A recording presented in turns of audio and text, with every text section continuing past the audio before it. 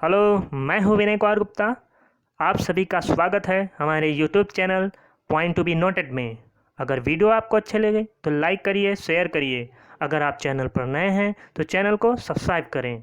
Video का अगला notification प्राप्त करने के लिए बेल आइकन को ज़रूर दबाएं। वीडियो को पूरा एंड तक देखें। आज का हमारा टॉपिक है चक्रवात या साइक्लोन। तो चलिए शुरू करते हैं। चक्रवात क्या होता है? चक्रवात वायुमंडल में वायु का तेजी से घूमता हुआ एक पिंड होता है। तो चक्रवात क्या होता है? वायुमंडल में वायु का तेजी से घूमता हुआ एक पिंड होता है।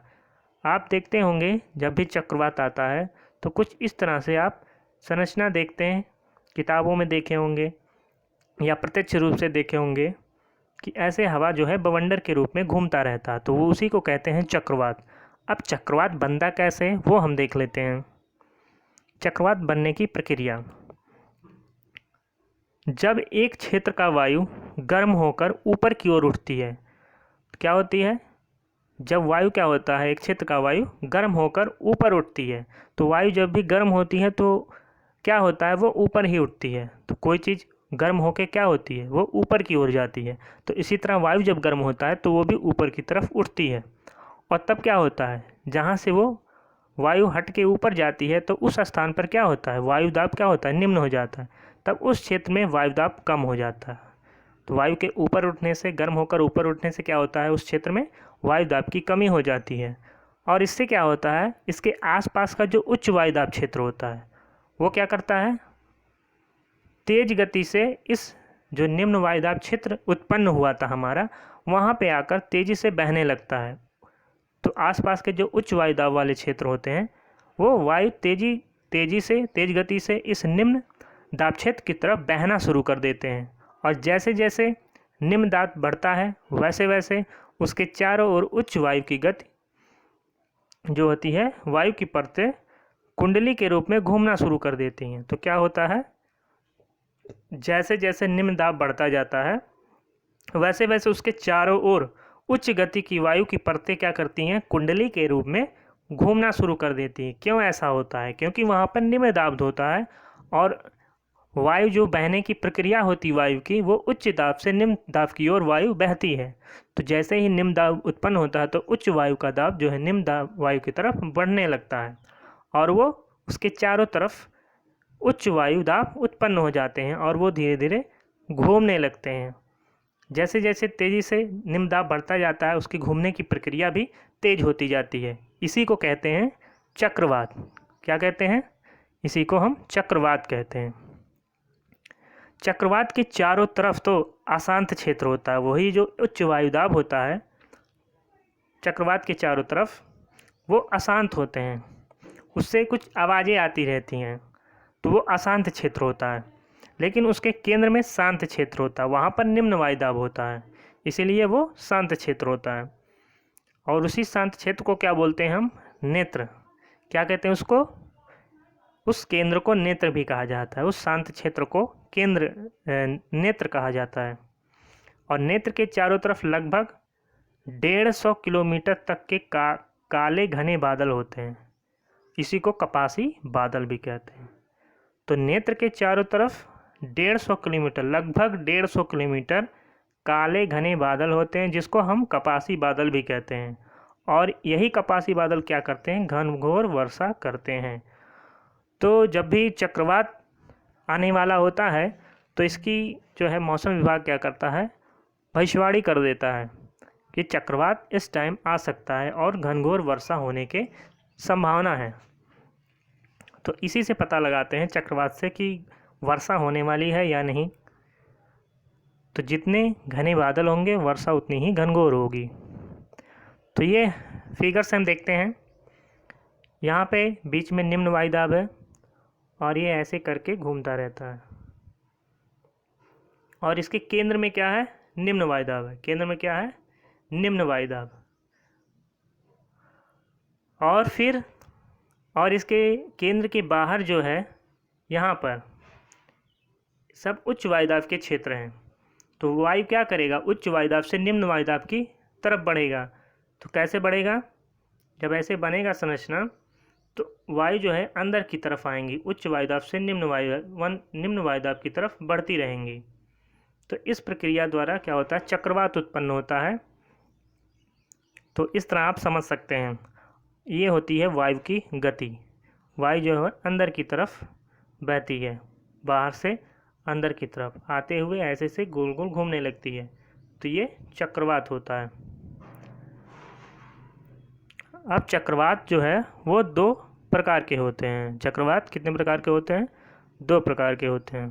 तो ये चीज़ आप याद रखिए, एक होता है उष्णकटिबंधीय चक्रवात, एक होता है शीतोष्ण कटिबंधीय चक्रवात।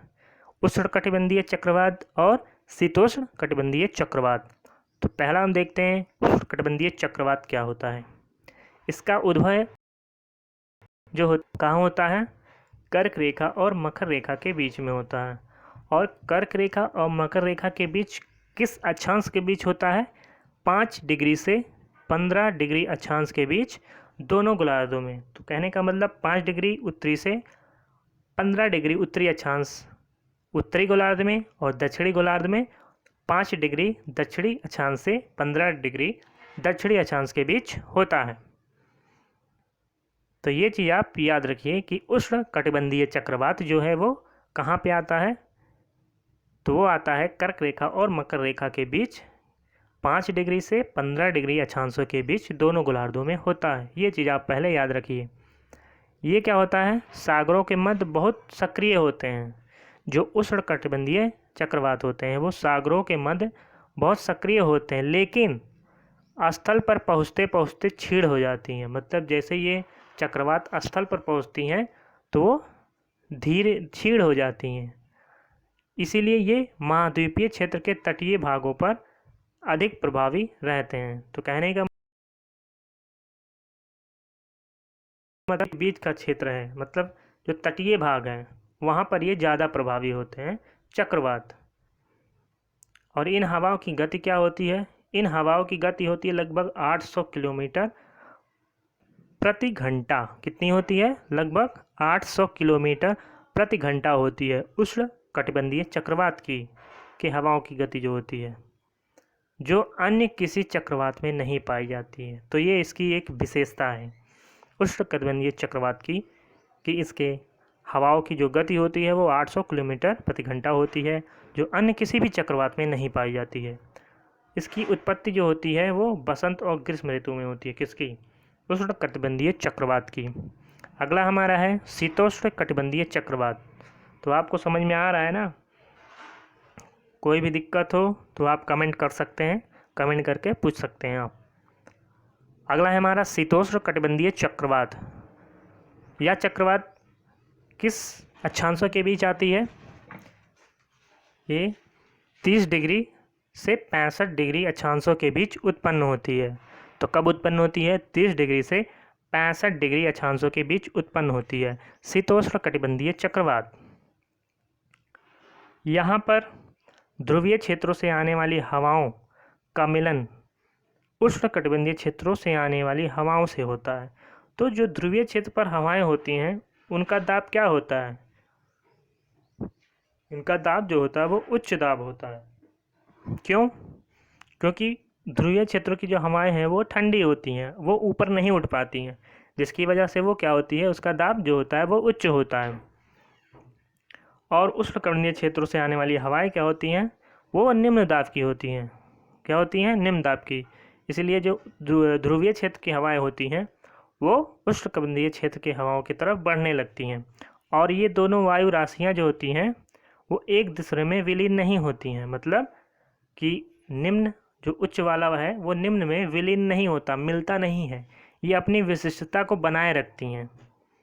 मतलब इनके जो अपने गुण हैं वो विद्यमान रहते हैं, दोनों मिलते नहीं हैं। ये अपनी अलग अलग विशिष्टताएं जो होती हैं इनकी वो अपने बनाए रखते हैं, विलीन नहीं है होते हैं एक दूसरों में। इसी वजह से शीतोष्ण कटिबंधीय चक्रवातों की उत्पत्ति होती है। जब उच्च वायुदाब जो है निम्न वायुदाब क्षेत्र में आता है तो वो चक्रवात का रूप ले लेता है।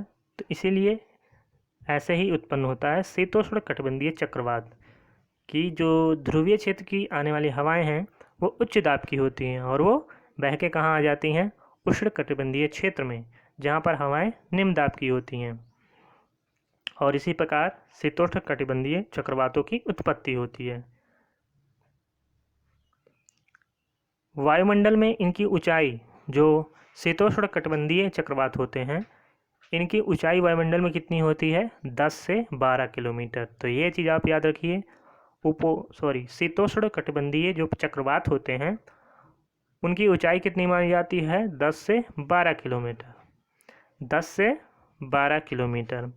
और लंबाई कितनी होती है इनकी? 160 किलोमीटर से 3200 किलोमीटर क्षेत्र में ये फैल जाती हैं, ये चक्रवात। तो ऊंचाई कितनी होती है? 10 से 12 किलोमीटर के आसपास। और लंबाई जो होती है वो 160 किलोमीटर से 3200 किलोमीटर तक होती है। तो इतनी चीज़ आप याद रखिए। दूसरी जो हमारी है शीतोष्णकटिबंधीय चक्रवात, इसके बारे में आप इतना याद रखिए। और इनकी औसत गति क्या होती है ग्रीष्म ऋतु में? 32 किलोमीटर पर घंटा या 32 किलोमीटर प्रति घंटा बोलते हैं इसको ग्रीष्म ऋतु में। और शीत ऋतु में कितनी होती है? 48 किलोमीटर प्रति घंटा। तो ये दो चीज़ आप याद रखिए कि जो शीतोष्ण कटिबंधीय चक्रवात होती है वो ग्रीष्म ऋतु में इसकी औसत गति कितनी होती है? 32 किलोमीटर पर आवर। और शीत ऋतु में होती है 48 किलोमीटर पर आवर होती है। अब चक्रवात का प्रभाव क्या होता है ये सभी जानते हैं कि ये विनाशकारी होते हैं। इसी वजह से जो है इनके प्रभाव देखने को मिलते हैं। इनकी वजह से समुद्र का जल जो है लगभग 3 से 12 मीटर ऊंचा उठ जाता है, इसी वजह से, चक्रवात की वजह से। तो ये आप पहले चीज़ जानिए कि समुद्र का जल जो है वो 3 से 12 मीटर लगभग ऊंचा उड़ जाता है चक्रवात की वजह से। इससे क्या होता है? समुद्र के आसपास के जो क्षेत्र हैं उसमें रहने वाले लोग हैं, जीव जंतु हैं, सभी को जो है नुकसान पहुंचता है, उन्हें क्षति पहुंचता है। और चक्रवात से क्या होता है? बारिश होता है, और बारिश होने की संभावना ज़्यादा होती है और उसी से बाढ़ का खतरा भी बढ़ जाता है। तो ये इतने जो है इनके प्रभाव देखने को मिलते हैं। घर मकान हुआ, पेड़ पौधे हुए, जीव जंतु हुए, और बिजली प्रणाली की जो व्यवस्था है, दूर प्रभास प्रणाली की जो व्यवस्था है, वो सब जो है क्षतिग्रस्त हो जाती हैं चक्रवात आने के। अब इस टाइम एक चक्रवात आई है, कहाँ पर? पश्चिम बंगाल उड़ीसा के तटों के पास। तो कौन सा चक्रवात है? चक्रवात का नाम क्या है? कमेंट करके बताइएगा। चलिए बता देते हैं वो चक्रवात क्या है। अम्फान। अम्फान चक्रवात आई है वहाँ पे ना, पश्चिम बंगाल उड़ीसा के क्षेत्रों में। ये जल्दी का न्यूज़ है, लगभग 20 मई के आसपास ऐसा चक्रवात आया है वहाँ पे, जिससे बहुत सारी जो है नुकसान हुआ है वहाँ पर। जो भी बिजली प्रणाली है, दूरभाष केंद्र, ये सभी जो है उन्हें बहुत ज़्यादा नुकसान पहुँचता है। घर मकान पेड़ पौधे वहाँ पर बहुत ज़्यादा गिर गए हैं चक्रवात की वजह से। तो ये आप याद रखिए, करंट का क्वेश्चन है, पूछ सकता है। अब चक्रवात से बचाव। चक्रवात की भविष्यवाणी की जा सकती है। तो चक्रवात की क्या है? भविष्यवाणी की जा सकती है, लेकिन भूकंप की भविष्यवाणी जो है नहीं की जा सकती है। तो इसमें एक प्लस पॉइंट है कि चक्रवात आने से पहले उसकी भविष्यवाणी की जा सकती है, जिसकी वजह से लोग अपने आप को सुरक्षित कर सकते हैं। तो अतः इन तरीक़ों से जो है बचा जा सकता है। जब भी चेतावनी होती है कि चक्रवात इस दिन आएगा या इस टाइम पर आएगा, तो उसे हमें क्या करना, नज़रअंदाज नहीं करना चाहिए कि इसको नज़रअंदाज करके कि चलो देखा जाएगा, आएगा आएगा तो देखा जाएगा, तो ऐसा नहीं करना है। उससे पहले ही हमें सतर्क हो जाना है। अपने जो भी सामान है, जानवर हैं, वाहन जो कुछ है आदि अपने साथ सुरक्षित जगह पर ले जाना चाहिए। पीने का पानी जो है वो संग्रहित कर। बिजली के गिरे तारों को नहीं छूना चाहिए। इस टाइम जो है ऐसी दुर्घटना हो जाती है कि गिरे तार जो चक्रवात की वजह से बिजली प्रणाली जो है वो क्षतिग्रस्त हो जाती है और कई जगह तार गिर जाते हैं। तो ऐसी स्थिति में तार को जो है छूना नहीं चाहिए।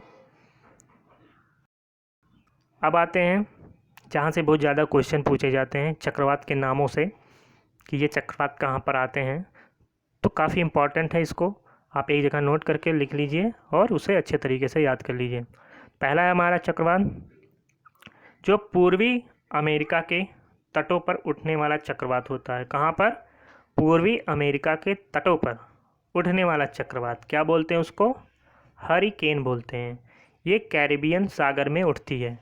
तो ये आप दो चीज़ इसमें याद रखिएगा। क्वेश्चन इससे भी पूछ सकता है कि पूर्वी अमेरिका में उठने वाला जो चक्रवात है उसको क्या बोलते हैं, या पूछ सकता है कैरेबियन सागर में उठने वाला चक्रवात उसको क्या बोलते हैं। तो दोनों आप अगर पूछेगा एग्ज़ाम में तो दोनों का सेम आंसर होगा, वो हरिकेन होगा, चाहे वो पूर्व अमेरिका करके पूछे या कैरेबियन सागर पूछे। तो आप कंफ्यूज मत होइए, दोनों अच्छे तरीके से याद कर लीजिए। तो ये था पहला, हरिकेन कहाँ होता है? चक्रवात पूर्व अमेरिका का और कैरिबियन सागर में उठती है। अगला है पश्चिमी अमेरिका में। पश्चिमी अमेरिका के तटों पर उठने वाला जो चक्रवात होता है उसको टार्नेडो बोलते हैं, या मैक्सिको की खाड़ी में। तो इसमें भी आप दो चीज़ याद रखिए, पश्चिमी अमेरिका और मैक्सिको की खाड़ी में कौन सी चक्रवात आती है? वो होता है टॉर्नेडो। क्या होता है? टॉर्नेडो। तो ये आप अच्छी तरीके से याद कर लीजिए, पश्चिमी अमेरिका और मैक्सिको की खाड़ी में कौन सी चक्रवात? टॉर्नेडो। अगला है हमारा चीन सागर। चीन सागर या जापान या उत्तरी प्रशांत महासागर, ये तीनों अगर पूछ लेता है तो तीनों में आने वाली जो चक्रवात होती हैं उसका क्या नाम है? टाइफून। क्या बोलते हैं उसको? टाइफून। चीनी सागर, जापान, उत्तरी प्रशांत महासागर, इसमें आते हैं कौन से चक्रवात? टाइफून नाम होता है चक्रवात का। अगला है हमारा ऑस्ट्रेलिया। ऑस्ट्रेलिया का जो उत्तरी पश्चिमी तट है, ऑस्ट्रेलिया का उत्तरी पश्चिमी तट या तिमोर सागर तट, यहाँ पर आते हैं विली विली चक्रवात। ये सब आप एक बार पढ़ चुके होंगे, लेकिन एक बार इसलिए बता दे रहे हैं कि आप कंफ्यूज मत होइएगा कि ये चीज़ भी पूछ सकता है कि ऑस्ट्रेलिया ना पूछ के आपको पूछ ले कि तिमोर सागर में बहने वाला चक्रवात क्या है? Willy willy. ये तो पहले आप सब लोग रटे होंगे कि ऑस्ट्रेलिया में क्या है, पश्चिम अमेरिका में क्या है।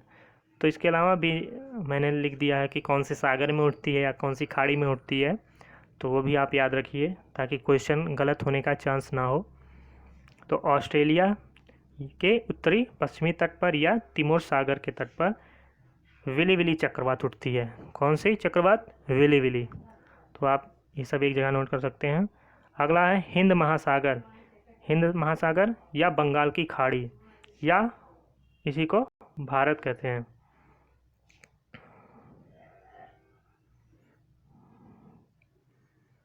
तो हिंद महासागर हो या बंगाल की खाड़ी हो या भारत, तो उसे चक्रवात ही बोलते हैं।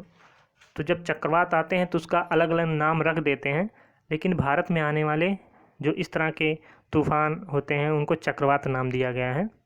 तो ये इतना आप याद रखिए। अब प्रति चक्रवात क्या होता है? सीधा इसका उल्टा होता है चक्रवात का। इसको एंटी साइक्लोन बोलते हैं। क्या बोलते हैं? Anti cyclone. जब उच्च वायुदाब का केंद्र, अब केंद्र में क्या होता है? यहाँ उच्च वायुदाब होता है और उसके चारों ओर निम्न वायुदाब के क्षेत्र घिर जाता है, तो हवाएं केंद्र से बाहर की ओर चक्राकार गति करने लगती हैं। इन्हें ही हम क्या कहते हैं? प्रतिचक्रवात कहते हैं। जब केंद्र में क्या होता है? उच्च वायुदाब होता है और इसके चारों तरफ क्या होता है? निम्न वायुदाब होता है, जिसकी वजह से क्या होते हैं? हवाएं क्या होती हैं? उच्च दाब से निम्न दाब, मतलब केंद्र से बाहर की ओर चक्राकार गति करती हैं और ये कहलाती हैं चक्रवात। अब इनकी विशेषता क्या है? ये अपने साथ आंधी तूफान बरसात ना लाकर, ये अपने साथ ना आंधी लाती हैं, ना तूफान लाती हैं, ना बरसात, ये लाती हैं सुहावना मौसम। तो ये इसकी मुख्य विशेषता है। प्रति चक्रवात में आप इतना जानिए कि ये आंधी तूफान बरसात नहीं लाती हैं। प्रति चक्रवात ये केवल मौसम को क्या कर देती हैं? सुहावना कर देती हैं। तो इस तरह आप देख सकते हैं चक्रवात केंद्र में हमारा उच्च वायुदाब रहता है और इसके बाहर जो होता है वो निम्न वायुदाब होता है, और वायु की गति केंद्र से बाहर की तरफ होती है। कैसी होती है? केंद्र से बाहर की तरफ। तो ये आप याद रखिए कि चक्रवात और प्रतिचक्रवात में अंतर क्या है। अब तड़ित क्या होती है? बिजली क्या होती है?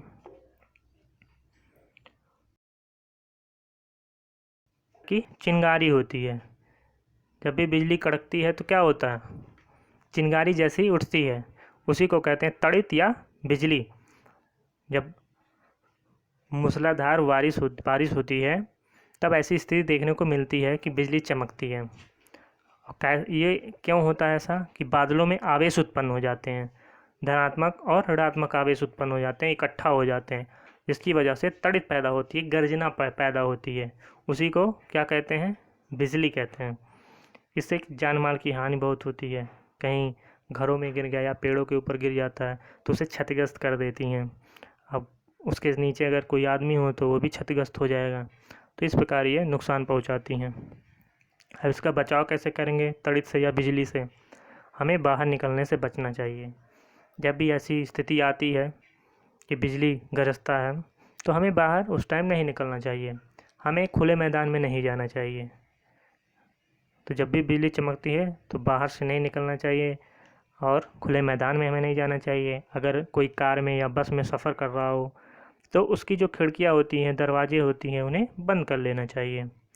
और जो तार वाले घरों में फ़ोन होते हैं तो उसको क्या करते हैं, उसका उपयोग नहीं करना चाहिए उस टाइम। और बिजली के जो उपकरण होते हैं उसके जो प्लग होते हैं अगर सॉकेट में लगा हो तो उसे जो है निकाल देना चाहिए सॉकेट से। और ऊंचे भवनों में हमें क्या करना चाहिए, तड़ित चालक का प्रयोग करना चाहिए, जिससे क्या हो, बिजली जो है उस आवेश को ग्रहण करके वो पृथ्वी के अंदर भेज दे, जिससे क्या हो, भवन को कोई नुकसान ना पहुँचे। इसी वजह से भवन के ऊपर जो है तड़ित चालक का उपयोग करना चाहिए। तो इतने थे हमारे जो भी प्राकृतिक आपदाएं थे हमने शुरू किया था। आज वो टॉपिक प्राकृतिक आपदा ख़त्म होता है। अब अगले लेक्चर में कुछ नए टॉपिक के साथ आएंगे। तब तक के लिए धन्यवाद। जय हिंद, जय भारत, वंदे मातरम।